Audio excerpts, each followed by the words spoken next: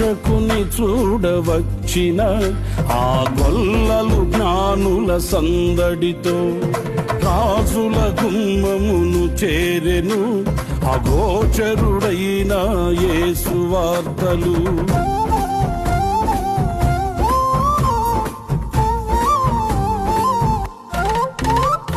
రక్షకుని చూడవచ్చిన ఆ గొల్లలు జ్ఞానుల సందడితో రాజుల గుమ్మమును చేరెను అగోచరుడైన యేసు వార్తలు.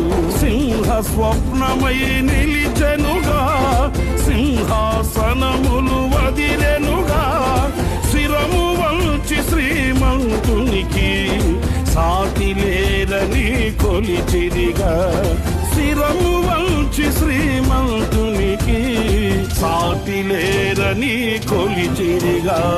స్తుతియు మహిమ ప్రభావములు